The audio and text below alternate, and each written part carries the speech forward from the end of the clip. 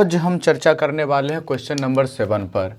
Question number 7 क्या कहता है उस पर देखिएगा कि क्वेश्चन नंबर 7 कहता है कि एक ठोस में ऊंचाई है, एक ठोस है। तो एक ठोस है तो वो इस प्रकार का है, आपका अर्धगोला पर शंकु अध्यारोपित है। अर्धगोला पर शंकु अध्यारोपित है। कहता है शंकु की ऊंचाई 120 सेंटीमीटर है। तो इसकी ऊंचाई 120 सेंटीमीटर लिख देते हैं हम। उसके साथ साथ इसकी जो त्रिज्या है ये 60 सेंटीमीटर है। साथ साथ जितना शंकुक त्रिज्या होगा उतना ही आपका अर्धगोला का भी त्रिज्या होगा। तो अर्धगोला की भी त्रिज्या आपको मालूम है कि 60 सेंटीमीटर है। अर्धगोला की भी त्रिज्या आपको मालूम हो चल गया है आपको कि 60 सेंटीमीटर है। अब इस ठोस को पानी से भरे हुए एक लंबवृत्तीय बेलन में इस प्रकार, अब यहाँ पर एक लंबवृत्तीय बेलन है। तो लंबवृत्तीय बेलन में इस प्रकार क्या किया जाता है, इसको इसमें डुबोया जाता है। तो इस प्रकार जो है आपका सबसे पहले इसमें डाला जाएगा। तो डाला जाएगा तो ये आपका अर्धगोला बनेगा। ये क्या होगा, अर्धगोला। और इस पर दोनों तरफ ऊपर से नीचे तरफ आ जाता है और दोनों सिरा को छूना शुरू कर देता है। दोनों सिरा को छूना शुरू कर देता है। तो बेलन का ऊंचाई दिया गया है 180 सेंटीमीटर।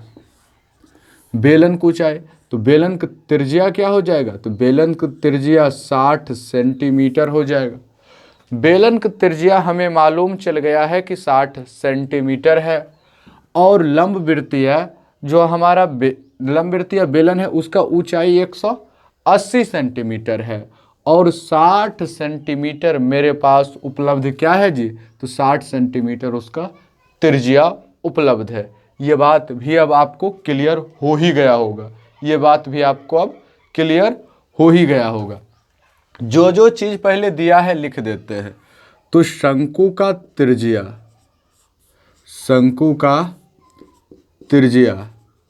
तो शंकु की त्रिज्या आपको 60 सेंटीमीटर दिया है। इसके साथ साथ शंकु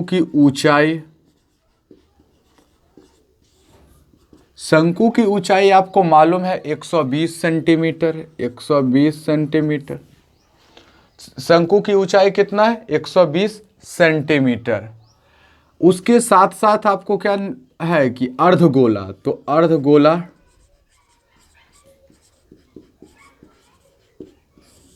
अर्धगोला का त्रिज्या, तो अर्धगोला का त्रिज्या भी 60 सेंटीमीटर है। अर्धगोला का भी त्रिज्या आपको कितना है, 60 सेंटीमीटर अवेलेबल है। तो अर्धगोला हो गया, शंकु हो गया। अब है बेलन का त्रिज्या। ये भी बेलन का त्रिज्या भी 60 सेंटीमीटर है। त्रिज्या तीनों का, बेलन, शंकु और अर्धगोला तीनों का त्रिज्या आपको बराबर दिया गया है। तो मालूम चल गया आपको। तो बेलन का ऊंचाई है 180 सेंटीमीटर। अब देखिए 120 है, इसमें 60 और ऐड हो गया 180 सेंटीमीटर। अब पता क्या करना, जो जो चीज आपको गिवन था वो चीज। तो अब है बेलन जो है इसमें डाला गया तो कुछ पानी बाहर निकल गया। अब बेलन में पानी कितना बचा है वो चीज, तो लिखते हैं बेलन में बचा पानी बराबर, बेलन में बचा कुल पानी जितना टोटल स्पेस था उस स्पेस में, मतलब ये स्पेस जो इसमें सिलेंडर का शेप था उस शेप में हमने क्या, एक सॉलिड का शेप डाला, उसके बाद पानी निकला। तो जितना पानी इसमें आया वो पानी कैसे पता चलता है, जब हम वॉल्यूम फाइंड कर लेते हैं, जब हम क्या करते हैं आयतन निकाल लेते हैं। तो बेलन में बचा कुल पानी बराबर, तो कितना, तो बेलन का आयतन, तो लिखेंगे बेलन का आयतन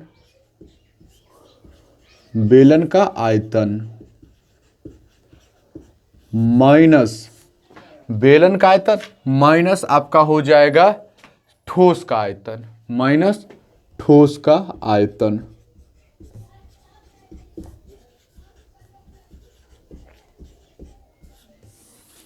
तो बेलन का आयतन पाई आर, इसका आर को लिखते हैं पाई आर स्क्वायर एच, ये लिख देते हैं पाई आर स्क्वायर एच माइनस ठोस। ठोस में कौन कौन है?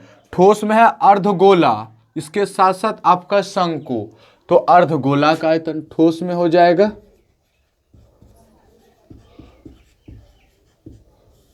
अर्धगोला का आयतन प्लस शंकु का आयतन। अर्धगोला का आयतन प्लस शंकु का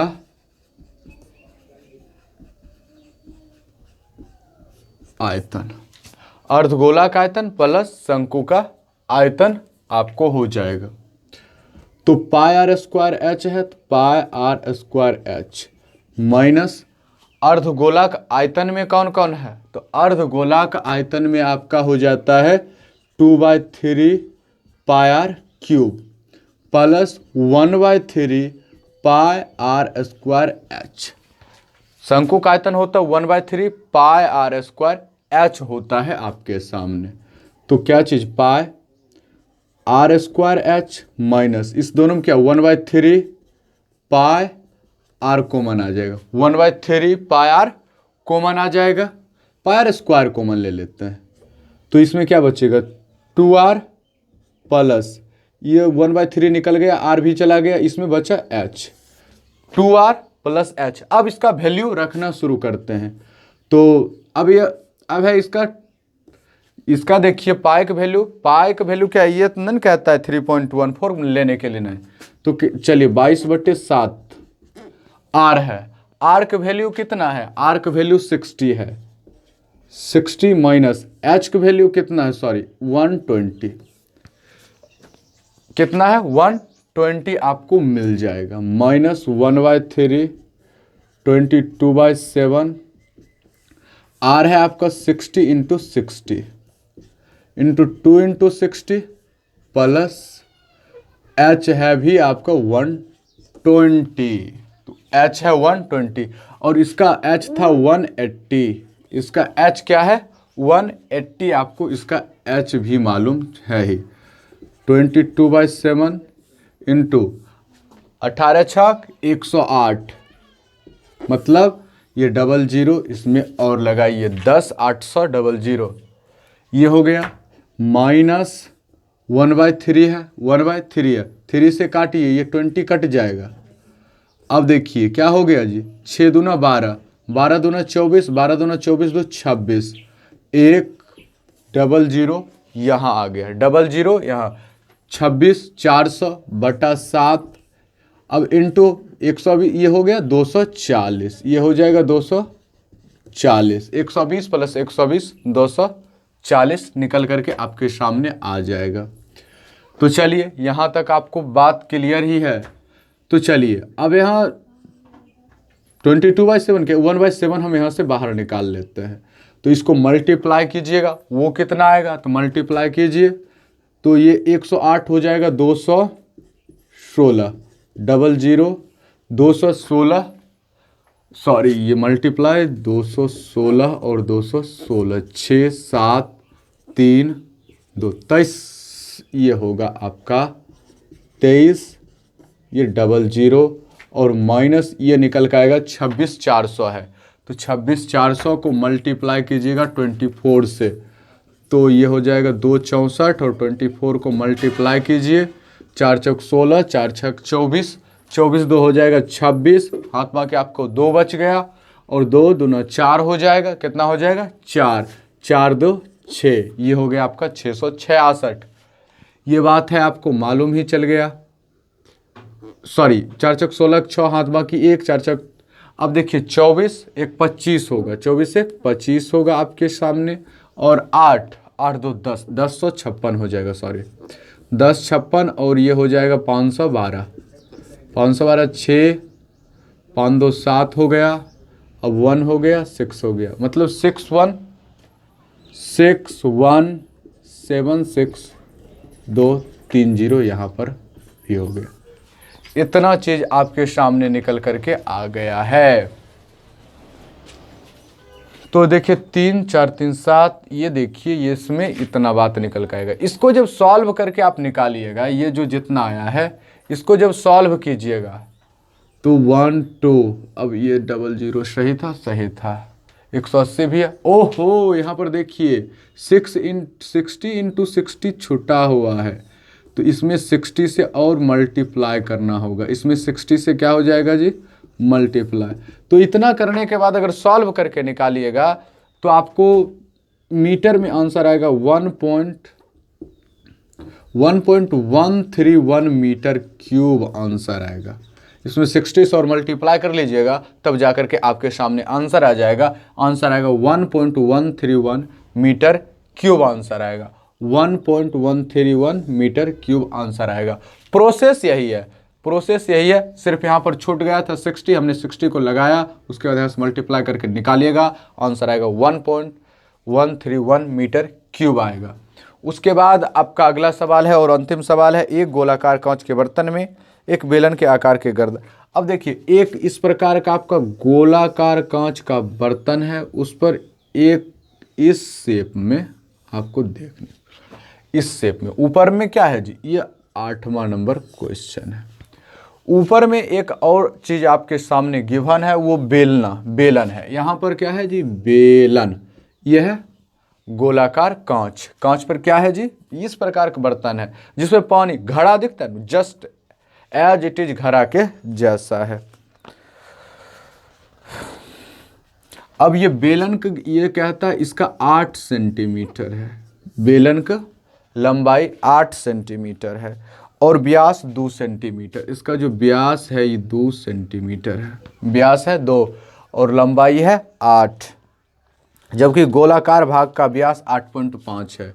इसका जो व्यास है ये 8.5 सेंटीमीटर है, ये 8.5 सेंटीमीटर है। इसमें भरे जा सकने वाली पानी की मात्रा मापकर एक बच्चे ने यह ज्ञात किया कि इस बर्तन का आयतन 345 सेंटीमीटर क्यूब। इस बर्तन का आयतन ज्ञात करना है। आयतन है, इसका व्यास है तो इसका त्रिज्या, तो लिखेंगे बेलन की त्रिज्या, बेलन की त्रिज्या बराबर 8.5/2, 8.5/2 हो जाएगा। और इसके बाद जो है ये 8.5/2 निकल करके आ गया बेलन की त्रिज्या।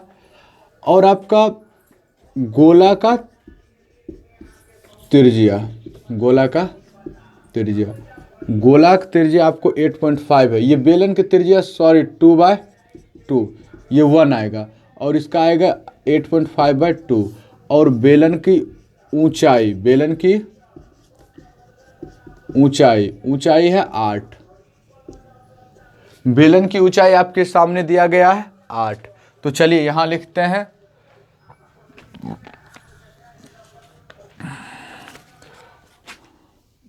बर्तन का आयतन, बर्तन का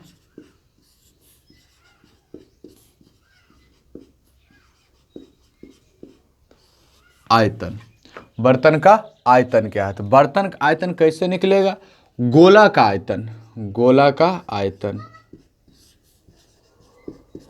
गोला का आयतन, इसमें ऐड कर देना है बेलन का आयतन।